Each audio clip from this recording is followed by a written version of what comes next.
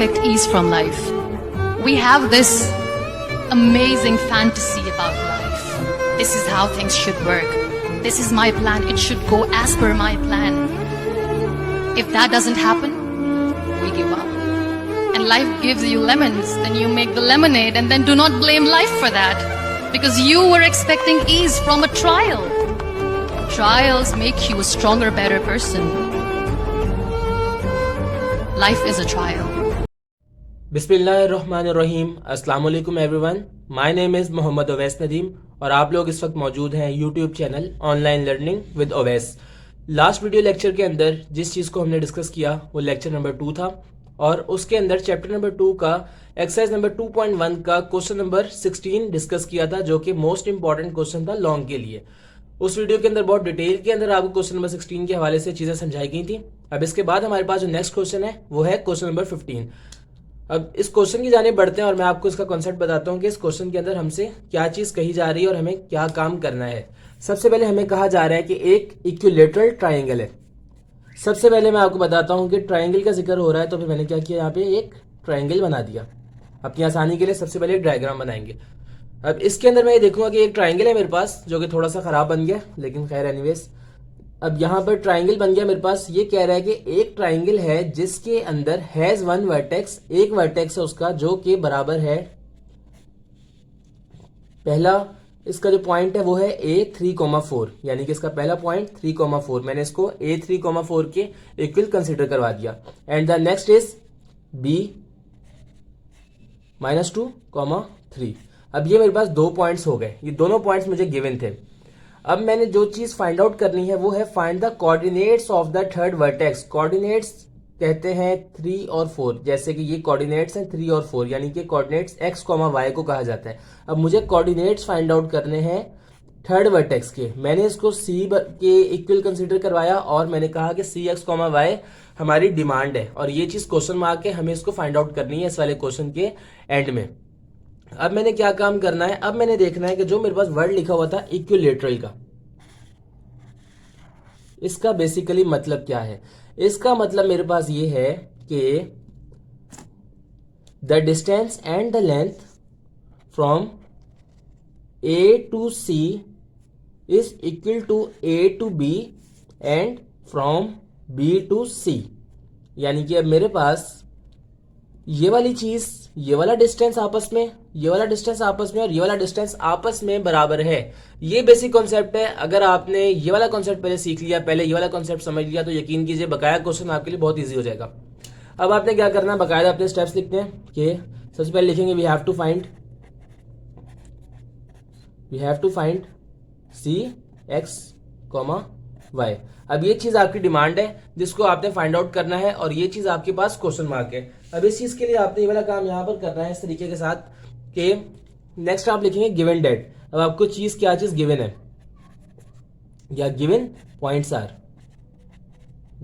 Are, आपको जो points given है वो मैंने यहां पे लिखे थे A3,4 and the next point is B -2,3।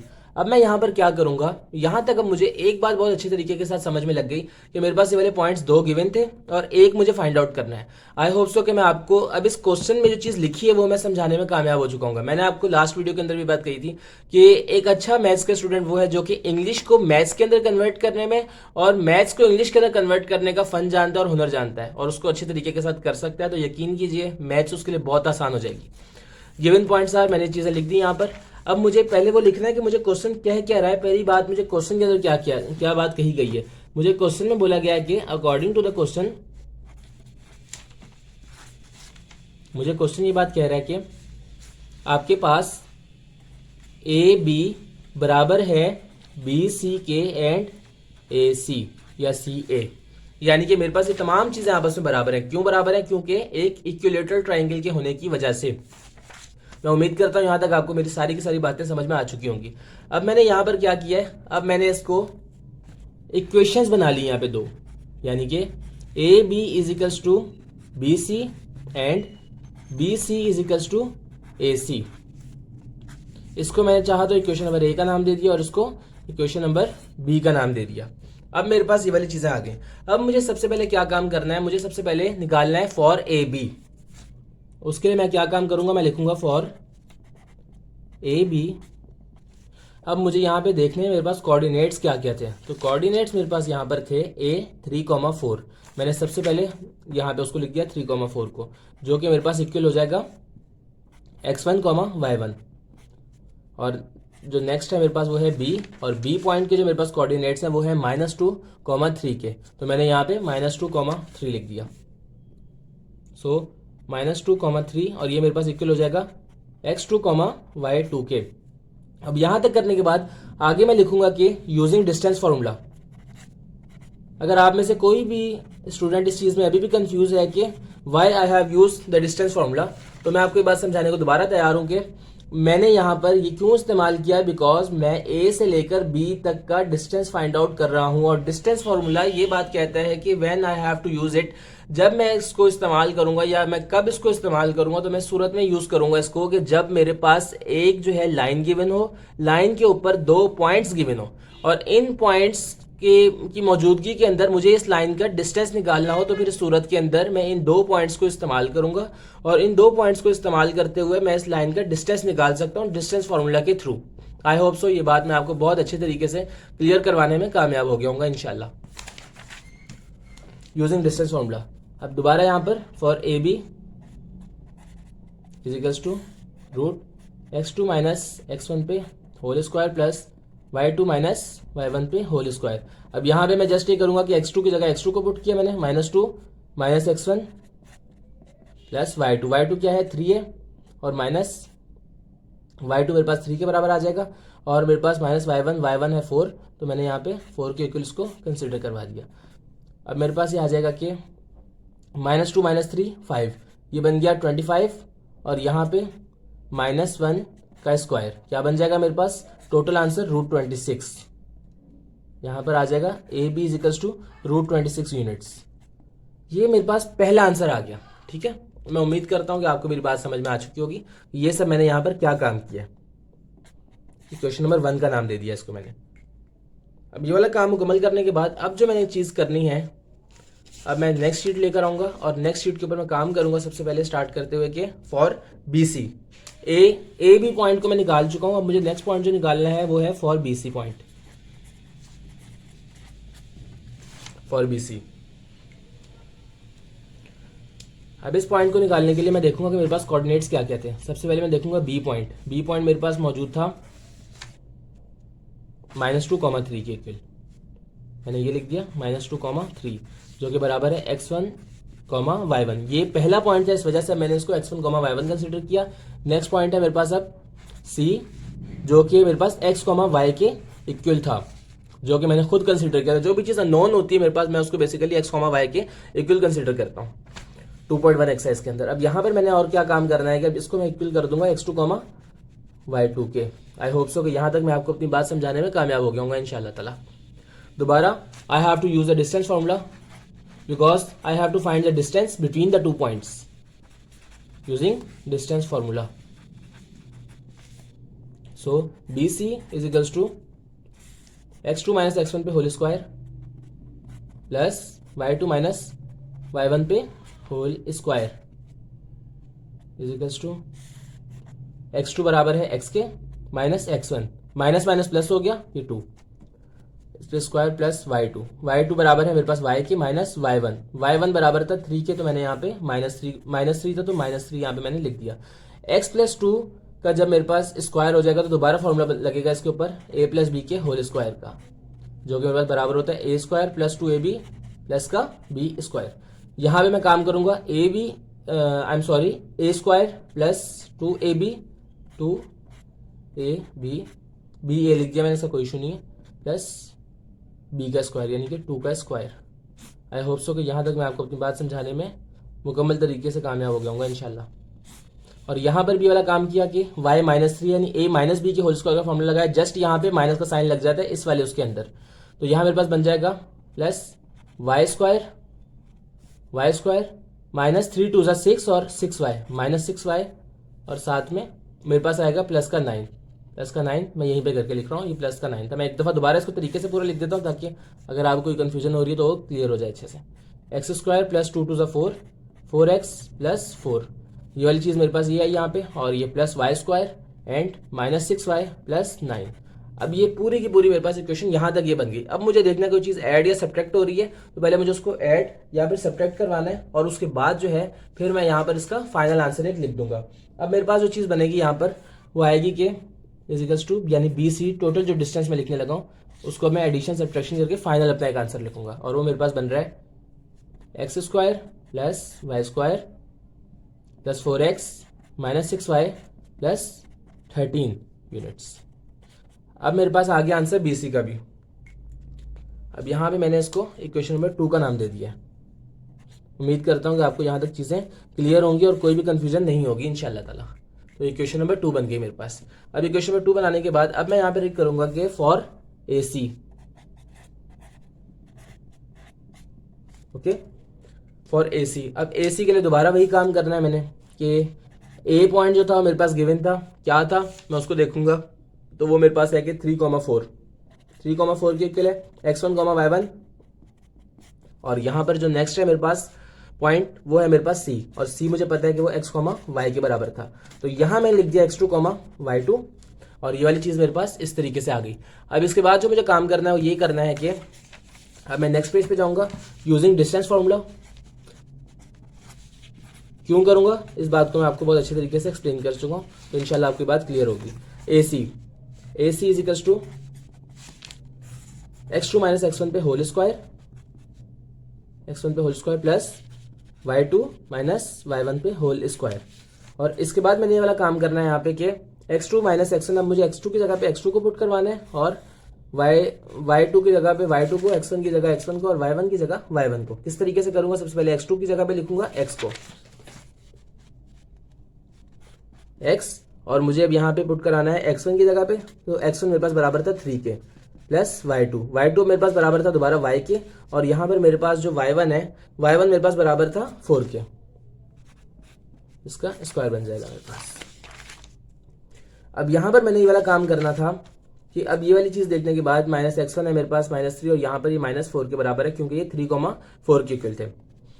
अब दोबारा यहाँ पे मैं फॉर्मूला जो लगाऊंगा वो होगा a माइनस बी के होल स्क्वायर का। क्या बनेगा मेरे पास फॉर्मूला, सबसे पहले एक्स स्क्वायर यानी कि a square minus 2ab, 2 multiply by 3, 3 to 6, 6x plus 9, यानी कि 3 मल्टीप्लाई बाय 3, 3 का स्क्वायर बन जाएगा 9, प्लस दोबारा उसका फॉर्मूला लगेगा a माइनस बी का, तो बन जाएगा मेरे पास y square minus 4 to 8, 8y plus 4 4 16।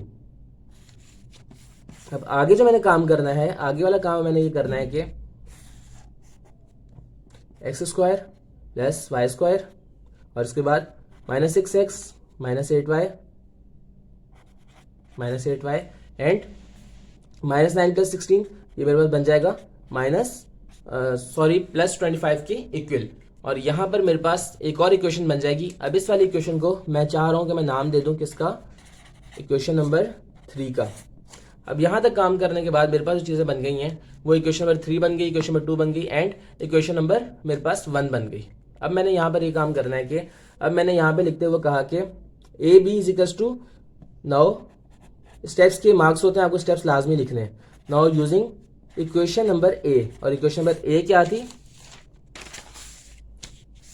ये वाली इक्वेशन थी आपके पास, इक्वेशन नंबर ए, यानी कि A B is equals to B C, जिसको मैंने खुद कंसिडर करवाया था और खुद मैंने उसको लिया था A B is equals to B C is equals to A C की कंडीशन से इक्वेशन नंबर ए बना के। और क्यों लिया था, ताकि मैं एक्स और वाई की वैल्यूज को फाइंड आउट कर सकूं, और थर्ड जो मेरे पास वर्टेक्स है उसके मैं कोऑर्डिनेट्स को फाइंड आउट कर सकूं यूजिंग इक्वेशन नंबर ए। अब इसको मैं यूज करूंगा और किस तरीके से निकालूंगा इसको अब ये देखते हैं। नाउ यूजिंग इक्वेशन नंबर ए, इक्वेशन नंबर ए है क्या, पहले वो लिख देते हैं ताकि आप सबको आसानी के साथ बात समझ में लग जाए। A B is equals to B C. अब मेरे पास इक्वेशन नंबर ए आ गई। अब मुझे पता है कि इक्वेशन नंबर ए के अंदर मुझे लिखना है कि putting values of equation number 1 and equation number 2 in it. ये चीजें सब आपको लाजमी लिखनी है, अगर आप नहीं लिखेंगे तो फिर आपको मार्क्स नहीं मिलेंगे, इस बात का खास ख्याल रखना है। अब ए बी पॉइंट जो है मेरे पास, यानी कि मेरे पास इक्वेशन नंबर 1 वो थी √26 के इक्वल, मैंने उसको √26 के इक्वल लिख दिया, जैसे कि आप यहाँ देख सकते हैं A B equal to √26 units आया था ये वाला। अब इसके बाद मैंने काम करना है BC इक्वेशन। BC इक्वेशन मेरे पास जिस चीज़ के इक्वल आई थी वो मेरे पास थी इक्वेशन फॉर BC इक्वेशन में 2 √x² + y² + 4x - 6y + 13। इसको जस्ट मैंने इस तरीके से लिख देना है, √x² + y² + 4x - 6y -6y and plus का 13 units, plus 13, I am sorry ये 13 है, प्लस 13। और इसके बाद है कि स्क्वायरिंग बोथ साइड्स। अब मैं यहाँ पे स्क्वायरिंग बोथ साइड्स कर दूंगा। स्क्वायरिंग बोथ साइड्स करने के बाद अब जो मेरे पास नेक्स्ट चीज़ आएगी वो चीज़ मेरे पास ये होगी कि स्क्वायरिंग बोथ साइड √26 पे जब स्क्वायर लगेगा तो ये 26 हो जाएगा, और इसका जब रूट हटेगा x² + y² + 4x का 1 + 4x - 6y + 13, तो मेरे पास ये चीज़ बन जाएगी equal to x² + y² + 4x - 6y plus का 13, x² + y² + 4x - 6y + 13 minus का 26 = 0। अब मेरे पास यहाँ तक चीज़ें बन गई। अब मैंने ये वाला काम करना है कि x² + y² अपनी जगह पे प्लस 4x - 6y अपनी जगह पे एज इट इज, और ये -13 = 0। यहाँ तक अब मेरे पास चीज़ें बन गई, ठीक है।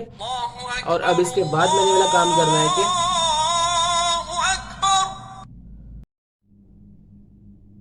हाँ जी, वेलकम बैक। अब इस वीडियो के अंदर जहाँ तक चीज़ें डिस्कस कर ली थी हम लोगों ने वो चीज़ें यहाँ तक थी, और आई एम सॉरी अजान की वजह से, असर की नमाज की वजह से ब्रेक लेना पड़ा, और इसी नमाज और अजान के ब्रेक के दौरान मैंने ये वाला क्वेश्चन कम्प्लीटली तौर पे मुकम्मल कर लिया। अब मैं आपको समझा देता हूँ कि मैंने यहाँ से चीज़ों को कैसे कंटिन्यू किया और मैंने क्या क्या चीज़ें की आगे। तो यहाँ पे मैं आपको बताता चलूँ कि मैंने यहाँ तक चीज़ें कर ली थी लास्ट वाली वीडियो के अंदर, लास्ट वाले वीडियो के पार्ट के अंदर, और यहाँ पे मैंने इस वाली इक्वेशन को इक्वेशन नंबर x का नाम दे दिया। और अब ये वाला काम करने के बाद मैंने अब ये काम किया कि जिस तरीके से मैंने पहले इस वाली के अंदर, यानी कि मैंने यहाँ पे वैल्यूज पुट करवाई थी, आई एम सॉरी इस वाले में नहीं, इस वाले पेज के अंदर जो लास्ट मेरे पास शीट थी उसके अंदर मैंने ये वाला काम किया था कि मैंने यहाँ पे क्वेश्चन नंबर ए जो मैंने वहाँ पे शुरू में जो कंसिडर करवाई थी उसके अंदर मैंने ए बी और बी सी की जो वैल्यूज, यानी कि question number 1 and question number 2 थी, मैंने उनको पुट करवाया, और पुट करवा के मैंने यहाँ पे उनका आंसर निकाला था, यानी कि ये वाला। अब मैंने बिल्कुल सिमिलरली इसी तरीके से BC और AC के अंदर वैल्यूज को पुट करवाना है, और पुट करवाने के बाद मेरे पास ये वाली चीज़ें बन जाएंगी जो कि रूट के साथ होंगी। ये दो मेरे पास जो डिस्टेंस पॉइंट्स जो आए थे मेरे पास, इनको अब मैंने आगे स्क्वायरिंग बोथ साइड करनी है। अब इन पे स्क्वायरिंग बोथ साइड करने के बाद अब जो मेरे पास चीज़ बनेगी वो ये होगी कि स्क्वायरिंग बोथ साइड कर लूंगा, इन दोनों के रूट्स आपस में हट जाएंगे, x² से x² एंड y² से y² कट जाएगा because of the different science.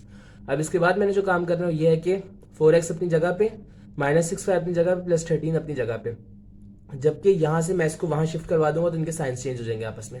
4x + 6x जब होगा तो 10x आ जाएगा। इसके बाद मेरे पास यहाँ पे आ जाएगा -6y + 8y, यहाँ पे 2y आ गया, एंड प्लस 13 -25 यहाँ पे -12 आ गया।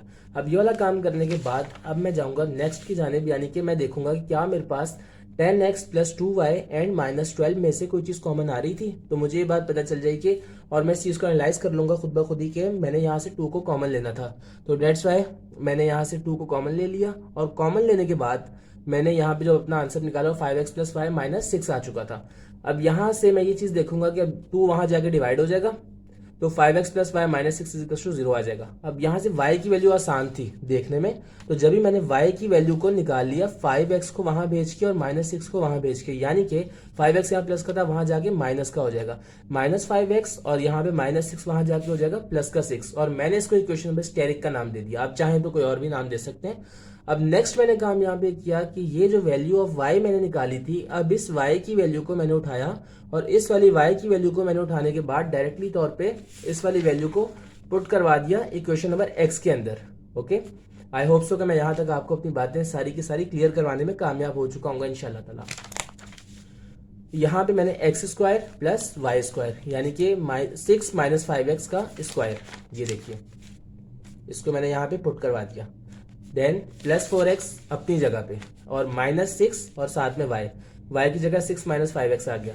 अब यहाँ पे माइनस बी के होल स्क्वायर का मैंने फॉर्मूला लगाया तो X square plus 36 minus 60x plus 25x square आ गया, यानी कि A square minus 2ab and plus का बी स्क्वायर, और साथ में प्लस 4x यहाँ से आया प्लस 4x, और इसके बाद minus 6 6 36 and minus minus plus, minus और माइनस मल्टीप्लाई हुए प्लस आ गया, और 6 5 30 साथ में x 30x आ गया, माइनस 13 इज इक्वल टू 0। अब इसके बाद मैंने काम करना है कि x square plus 25x square, यानी कि एक्स स्क्वायर वाली टर्म्स को साथ में लिख दिया ताकि मैं इजीली तौर पे इसको करवा सकूं आपस में एडिशन या सब्ट्रैक्शन। माइनस 60x और साथ में plus 36 plus 4x, minus 36 plus 30x और माइनस 13। अब मैंने 30x को माइनस 60x को एंड 4x को आपस में ऐड करवाना है, एडिशन या सब्ट्रैक्शन जो भी हो रही होगी उसके अकॉर्डिंग मैंने काम करते हुए इसको देखना और उस पर काम करना होगा। नेक्स्ट वाली शीट की जाने में आते हुए मैं ये देखूंगा कि अब मैंने यहां से जो चीजें निकाली वो बन गई 26x स्क्वायर, यहां से माइनस 60x और प्लस 30x, मेरे पास आंसर आ गया माइनस का 30x और साथ में प्लस 4x, यानी कि माइनस का 26x मेरे पास यहाँ पे आंसर आ जाएगा। अब यहाँ से ये वाला आंसर निकालने के बाद अब मैं ये देखूंगा कि माइनस 26x आने के बाद और यहाँ पे माइनस 13 इज इक्वल टू 0 आने के बाद अब 13 कॉमन लिया और यहाँ से मेरे पास आ जाएगा कि 13 कॉमन लेके 2x square minus 2x and minus 1 is equal to 0। 13 यहाँ जाके डिवाइड हो जाएगा तो यहाँ पे 0 हो जाएगा, 2x square minus 2x and minus 1 is equal to 0। Now a is equal to 2, a is equal to 2, b is equal to minus 2 और यहाँ पे c is equal to minus 1। क्यों इसको इस तरीके से किया? Because I have to use the quadratic equation formula here, और इस वजह से मैंने सारा का सारा काम किया। अब यहाँ पे मैं ये करूंगा कि x is equal to minus B plus minus root B square minus 4ac upon 2a। मैं कोशिश कर रहा हूँ कि चीज़ों को बहुत आसानी के साथ और आराम से करवाऊँ आप सबको, ताकि किसी को भी किसी भी चीज़ में क्यूरी ना रहे कोई भी। अब यहाँ पर आगे मैंने जो काम करना है वो ये होगा कि माइनस बी की जगह मैं वैल्यू पुट करवाऊंगा, माइनस माइनस इज प्लस और साथ में 2, तो मेरे पास पॉजिटिव का 2 आ जाएगा, plus minus root B square की जगह मैंने माइनस 2 को पुट करवाया तो 4 आ गया, माइनस 4 और ए सी, ए मल्टीप्लाई बाय सी, तो ये 2 और माइनस 1 आ गया, माइनस माइनस इज प्लस हो गया और 4 2 8, तो यहाँ पर मेरे पास अब आ गया कि रूट 12 अपॉन 4। ओके, अब यहाँ तक मैं काम करूंगा कि अब यहाँ से मैं ले लूंगा x equals to 2 plus minus root 12, और यहाँ पे अब मैंने वाला काम करना है कि यहाँ से मैंने 12 का ले लिया एलसीएम। अब एलसीएम मैंने कैसे लिया दोबारा बताता जाऊंगा एक दफा कि 12 का मैंने एलसीएम लिया। सबसे पहले 2 के टेबल में आ रहा था तो 2 के ऊपर 6 पर आया 12, और इसके बाद 2 के ऊपर 3 जा 12 3 टाइम्स, और ये 3 1 जा। अब मैंने क्या किया, 2 और 2 सेम थे तो इस वजह से एक दफा लिख दिया, यानी कि इन दोनों का आपस में पेयर बन गया, और साथ में मल्टीप्लाई बाय रूट 3, क्योंकि 3 अकेला था इस वजह से इसको रूट में लिख दिया मैंने रूट 3।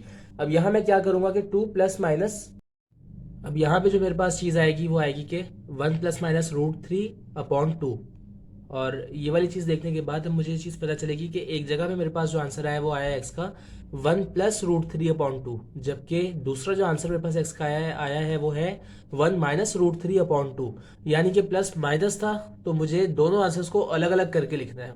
और अब जो मुझे काम करना है वो बहुत इंटरेस्टिंग है, वो ये काम है कि अब मुझे सबसे पहले x is equals to 1 plus root 3 upon 2 इस वाली वैल्यू को पुट करवाना है इक्वेशन नंबर स्टेरिक के अंदर। और जब इस वाली चीज को मैं इक्वेशन नंबर स्टेरिक के अंदर सबसे पहले पुट करवाऊंगा तो मैं यहाँ पे लिखूंगा कि y is equals to minus 5x plus 6, x की जगह पे 1 प्लस रूट 3 अपॉन 2, यानी कि मेरे पास जो इक्वेशन नंबर स्टेरिक थी उसके अंदर मेरे पास x की वैल्यू आ जाएगी। पहले वाले स्टेप के अंदर मेरा ये काम है, माइनस 5 मल्टीप्लाई बाय 1 आंसर आ जाएगा माइनस 5, और minus plus is minus 5 root 3 upon में 2 और प्लस 6। और अगर किसी को एलसीएम के अंदर अभी भी कंफ्यूजन है तो मैं एक दफा दोबारा क्लियर करवा देता हूँ कि नीचे वाले से नीचे वाले को आपस में मल्टीप्लाई करवा देते हैं, यानी कि 2 आंसर आ गया।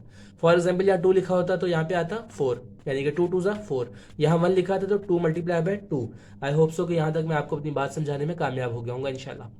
2 मल्टीप्लाई बाय 1 2 आ गया, माइनस 5 रूट 3 जब मल्टीप्लाई हुआ 1 से तो आंसर आया माइनस 5 रूट 3, और ये प्लस यहाँ से प्लस से मल्टीप्लाई हुआ तो प्लस आ गया, 6 2 जा 12। अब इसके बाद जो मुझे काम करना है वो ये है कि माइनस 5 रूट 3 को मैंने एक तरफ साइड पे करके लिख दिया, जबकि माइनस 5 और प्लस 12 को मैंने आपस में साथ में लिख के देखा है क्या मैं इनमें से कुछ एडिशन सब्ट्रैक्शन करवा सकता हूँ, तो मुझे बात पता चली कि जी हाँ मैं करवा सकता हूँ। मेरे पास जो आंसर आएगा वो आएगा प्लस का 7 अपॉन में 2। अब इसके बाद जो चीज़ आएगी वो ये है कि y is equals to 7 minus 5 root 3 upon में 2। अब ये मेरे पास एक आंसर आ गया y का, जो मेरे पास किस तरह से आया, ये वाला आंसर मेरे पास इस तरह से आया कि मैंने सबसे पहले x is equals to 1 plus root 3 upon 2 को पुट करवाया, और उसको पुट करवाने के बाद जो मेरे पास चीज़ बनी, पहली y की वैल्यू बनी, वो बनी 7 माइनस 5√3 अपॉन में 2. Now I have to put this x is equals to 1 minus √3 upon 2 in equation number asterisk. बिल्कुल इस तरह से जिस तरह मैंने पहले 1 प्लस √3 अपॉन 2 को इक्वेशन नंबर स्टेरिक में पुट करवाया था, सेम इसी तरह से अब मुझे 1 माइनस √3 अपॉन 2 को इसके अंदर डालना है, इस वाली वैल्यू के अंदर पुट करवाना है. अब मैं लिखा y is equals to minus 5x. अब x की जगह पे जब मेरे पास टर्म आ जाएगी तो बनेगा कि 1 minus √3 upon 2, minus 5 multiply by 1 तो आएगा minus 5, minus minus is plus, plus 5√3 upon में 2 और प्लस का 6 2 सा मेरे पास 12 आ जाएगा. यानी एक मिनट पहले मैं आपको दोबारा बताता हूँ सारा. 2 मल्टीप्लाई बाय 1 अपॉन में 2 आ गया.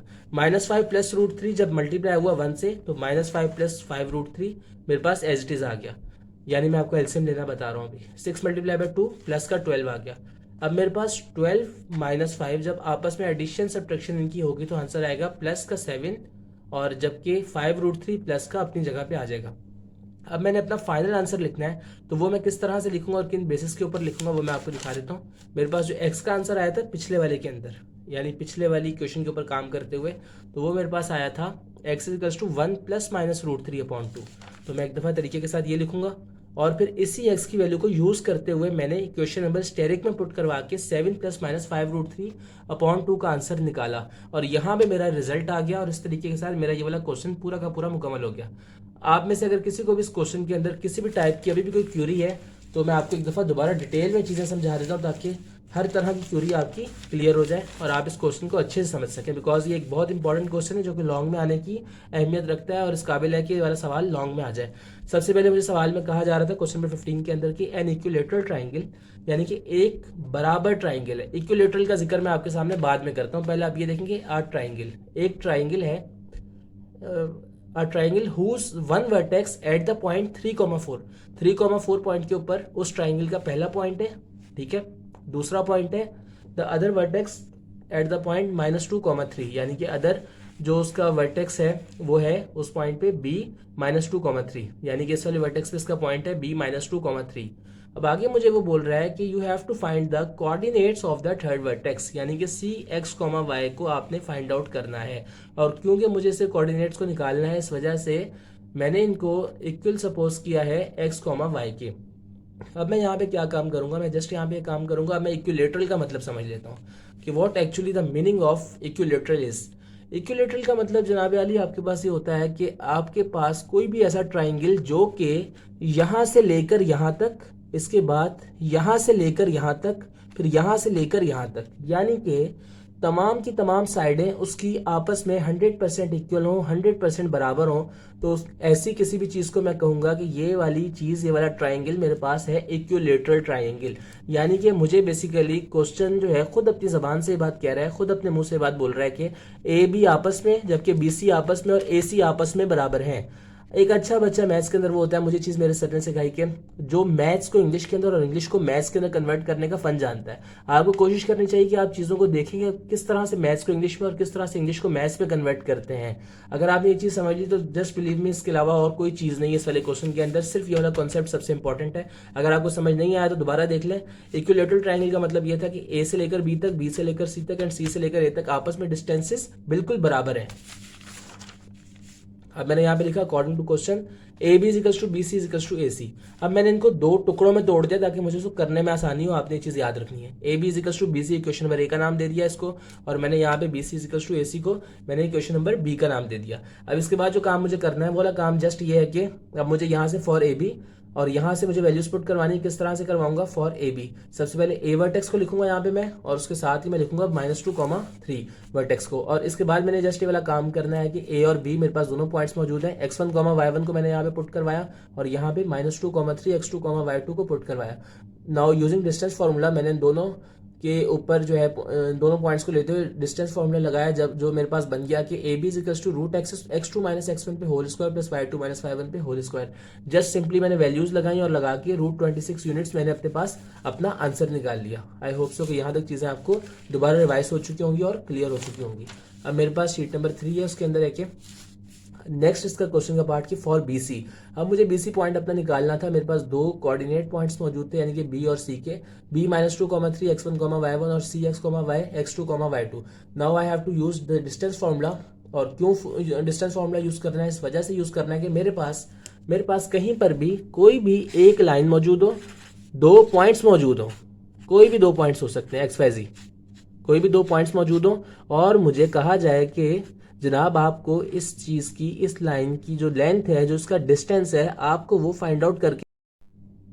अब यहां से आगे मुझे चीज देखनी ये है कि मेरे पास डिस्टेंस फार्मूला कब यूज होगा। मेरे पास डिस्टेंस फार्मूला उस सूरत के अंदर जस्ट यूज होगा कि जब मेरे पास दो पॉइंट्स मौजूद हो और दो पॉइंट्स देने की सूरत में उसने मुझे कहा हो कि आपको इस लाइन का डिस्टेंस फाइंड आउट करना है। तो फिर हमेशा इस सूरत के अंदर मैं जो चीज निकालूंगा, यानी कि जिस चीज का मैं यूज करूंगा जिस फॉर्मूले का, वो होगा यूजिंग डिस्टेंस फार्मूला। अब BC मेरे पास दो पॉइंट्स थे। इन दो पॉइंट्स की जो मेरे पास थी चीजें, जो पॉइंट्स थे, उनको मैंने यूज करते हुए एक को x1, y1 का नाम दिया और दूसरे को CX, y को x2, y2 का नाम दिया। डिस्टेंस फार्मूला यूज करते हुए मैंने इसके वैल्यूज को पुट करवाया। BC के ऊपर पूरा का पूरा काम करते हुए क्वेश्चन पे मेरे पास जो एट द एंड आंसर आया वो आया कि BC √x² + y² + 4x - 6y + 13 units. जो डिस्टेंस होता है उसके आखिर में यूनिट्स लगेगा आपके पास। इसको मैंने क्वेश्चन नंबर 2 का नाम दे दिया। अब इसके बाद जो मुझे काम करना है ये है कि अब मैं लूंगा फॉर पॉइंट AC। अब ये सारा काम मैं क्यों कर रहा हूं? बिकॉज मेरे पास एक इक्वेशन नंबर A थी, एक इक्वेशन नंबर मेरे पास थी B, जो कि टोटल थी, जिसका मैंने बराबर करवाया था डिस्टेंस आपस में। AB = BC और BC = AC। अब मुझे उसके लिए पहले डिस्टेंसेस निकालने हैं, उसके बाद में इसके वैल्यूज पुट करवाऊंगा। क्वेश्चन थोड़ा सा लेंथी जरूर है, बट अगर आपने एक दफा अच्छे समझ लिया तो इंशाल्लाह ताला आप इस क्वेश्चन को अच्छे तरीके से लॉजिक के साथ समझ सकते हैं। बस आपको एक दफा प्रैक्टिस भी करनी है ताकि आपके जहन में अच्छी तरह से क्वेश्चन बैठ जाए। अब इसके बाद ये काम होगा कि using distance formula for AC, आपने दोबारा डिस्टेंस फार्मूले को यूज करते हैं, उसके अंदर से जो पॉइंट्स थे उनको पुट करवाया। x2 के अंदर x2 को, x1 के अंदर x1 को, देन y1 के अंदर y1 एंड y2 के अंदर y2 को। अब इसके बाद आपके पास ये होगा कि सारा का सारा काम करने के बाद √x² + y² - 6x - 8y + 25 equation number 3 बन जाएगी। अब इसके बाद आपने इक्वेशन नंबर A यानी कि AB = BC के अंदर equation number 1 and equation number 2 को पुट करवाया, जो कि डिस्टेंस था AB का एंड BC का।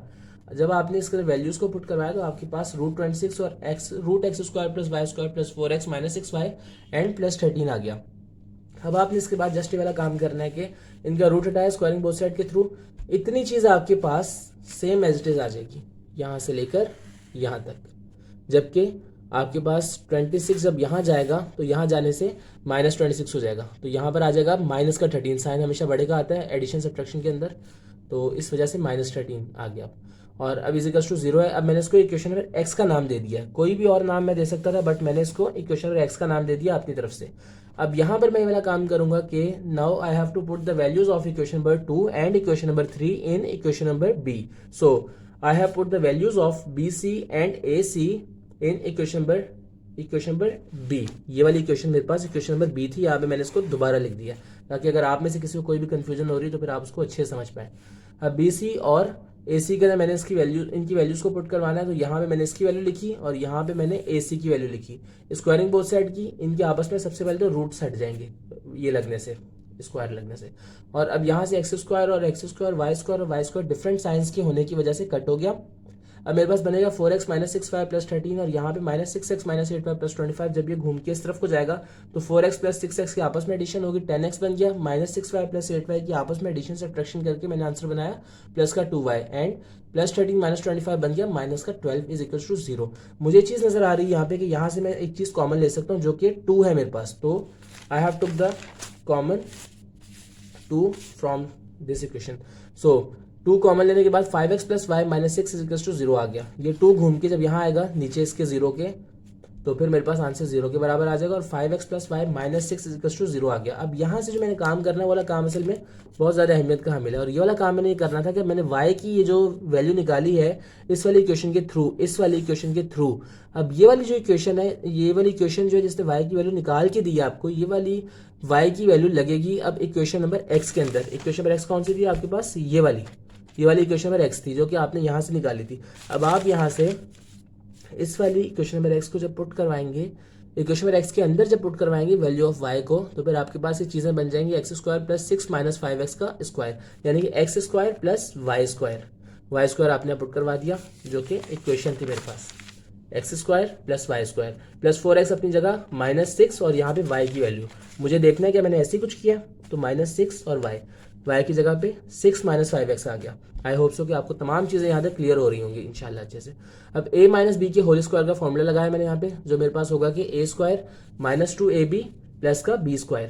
अब यहाँ पर मैं काम करूंगा कि +4x और -6 मल्टीप्लाई बाय +6 तो बन जाएगा -36 एंड माइनस इज प्लस 6 5 ज़ा 30x बन गया मेरे पास। अब मैं ये काम करूंगा कि -13 = 0 और यहाँ तक तमाम चीजें करने के बाद अब मेरे पास आएगा आंसर के x² और ये वाला प्लस साइन जब मल्टीप्लाई होगा इस पूरी वाली ब्रैकेट से तो आंसर आ जाएगा +36 - 60x + 25x²।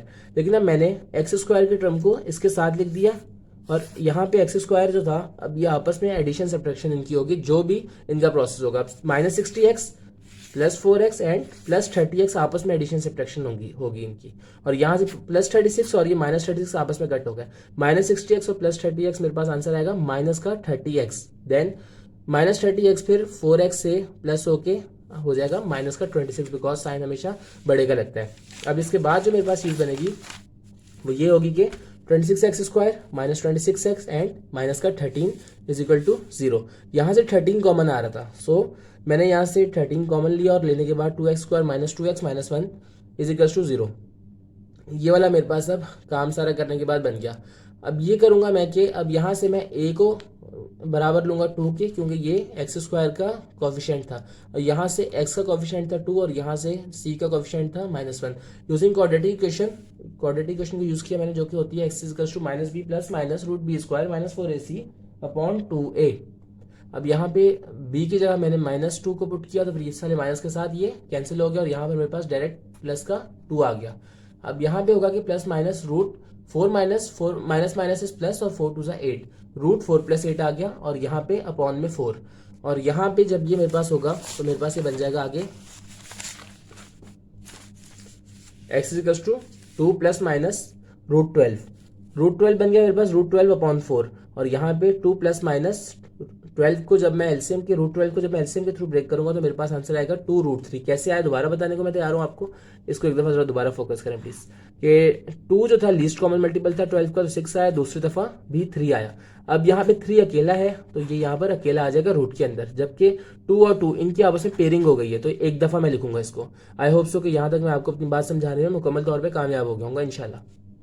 अब यहाँ से आगे मैं वाला काम करूंगा कि x = 2 ± 2√3। यहाँ से मैं 2 कॉमन ले सकता हूँ, सो मैंने यहाँ से 2 को कॉमन लिया और 2 को कॉमन लेने के बाद 1 ± √3 अपॉन में मेरे पास 4 था। 4 जो था जब इससे कैंसिल होगा तो फिर यहाँ पे 2 आ जाएगा और यहाँ पे 1 आ जाएगा, और यहाँ पे 1 ± √3/2। अब मेरे पास 1 ± √3/2 है तो फिर एक दफा प्लस में और एक दफा नेगेटिव के अंदर मैं x की दोनों वैल्यूज को लिख दूंगा। अब यहाँ पे एक बड़ी इंटरेस्टिंग बात है डियर व्यूअर्स, और वो बात ये है कि x की जगह पे मेरे पास जो चीज फाइंड आउट करनी थी यानी कि cx, y, उसमें से मेरे पास x की 2 वैल्यूज आ चुकी हैं जो मुझे निकालनी थी, बट मेरे पास y की वैल्यू स्टिल जो है अननोन है जो मुझे फाइंड आउट करनी है।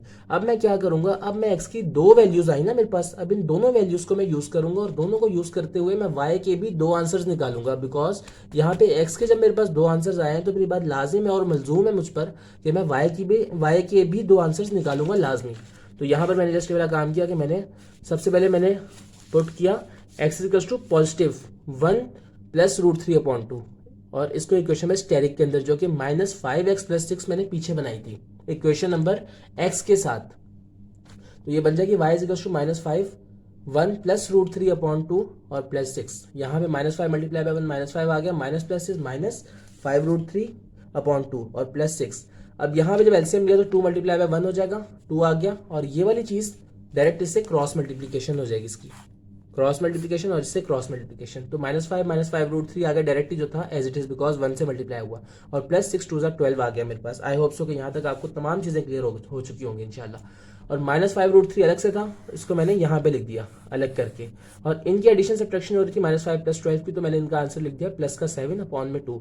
अब यहाँ आएगा कि 7 -5 √3 अपॉन में 2, और now put x = 1 - √3/2 in equation number asterisk. यानी कि मैंने पहले क्या काम किया, पहले पॉजिटिव वाली वैल्यू को यूज किया और यूज करके उसका आंसर निकाल लिया, जबकि अब दूसरी दफा मुझे x = 1 - √3/2 का आंसर निकालना था।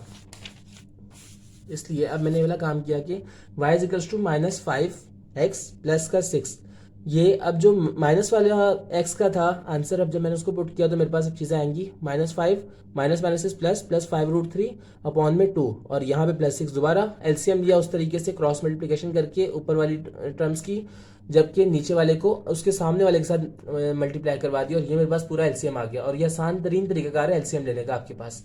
अब मैं ये काम करूंगा कि +5√3 को यहाँ पे लिखूंगा -5 + 12 और ये +7 आ गया अपॉन में 2। अब CX, Y is equal to 1 ± √3/2 कहाँ से आया? ये मेरे पास x की टर्म थी, ठीक है, पूरी की पूरी। और जबकि दूसरी वाली जो टर्म है मेरे पास अब वो ये है कि 7 ± 5√3/2। अब ये देखें, क्या ये वाला 7 यहाँ पर भी मेरे पास पॉजिटिव है? आप कहेंगे जी हाँ सर बिल्कुल पॉजिटिव है।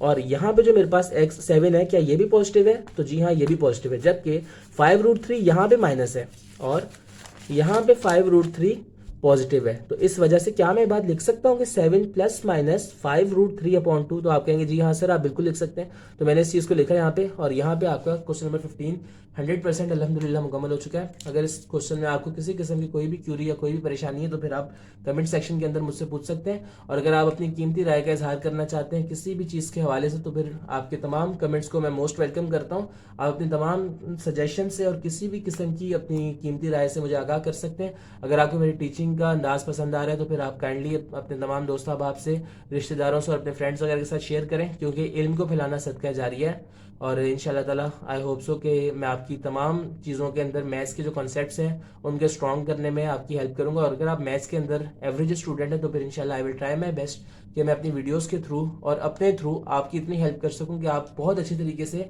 अब मैथ्स को कर सकें और मैथ्स के साथ आपको मोहब्बत हो जाए इंशाल्लाह ताला। सो अब आपसे मुलाकात होगी इंशाल्लाह अज़ीज़ नेक्स्ट वीडियो के अंदर, जो कि एक्सरसाइज नंबर 2.1 की लास्ट वीडियो होगी और उसके अंदर क्वेश्चन नंबर 14 को, जो कि मोस्ट इंपॉर्टेंट क्वेश्चन है 15 और 16 के मुकाबले में। 14 थोड़ा ज्यादा मुश्किल था, इस वजह से मैंने आगे पहले बेसिक्स बनाई 16 और 15 को करवाने के बाद।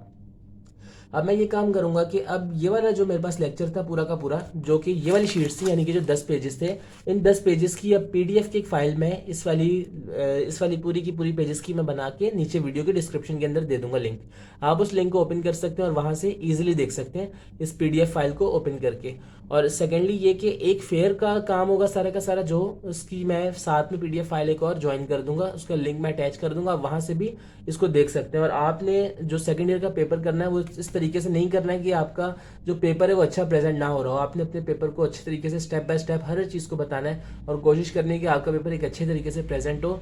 बेशक आपकी राइटिंग अच्छी नहीं हो, कोई इशू नहीं है, बट आपने कम से कम तरीके के साथ लिखा हुआ, आपने एग्जामिनर को बताया हो कि आप क्या करना चाहते हैं और आपने इस स्टेप में क्या किया और नेक्स्ट स्टेप में क्या किया है। आई होप सो कि आपको मेरी तमाम बातें समझ में लगी होंगी। अगर आपको मेरी बातें अच्छी लगी हैं और अगर मेरी टीचिंग का अंदाज अच्छा लगा तो आप काइंडली इसको शेयर करें मजीद, और बाकी हमें सपोर्ट करते रहें। मेरा चैनल नया है इस मैथ्स की प्लेलिस्ट से रिलेटेड, सो मुझे आप सबकी हेल्प चाहिए। काइंडली आप मुझे हेल्प करें, इंशाल्लाह ताला मैं आपकी मदद करूंगा और आप मुझे सपोर्ट करते रहें। अब आपसे मुलाकात होगी इंशाल्लाह ताला नेक्स्ट वीडियो के अंदर, जो कि क्वेश्चन नंबर 14 की होगी। तब तक के लिए अल्लाह हाफिज़ नासिर फ़ी अमानिल्लाह and thanks for watching this video. जज़ाकल्लाह खैर।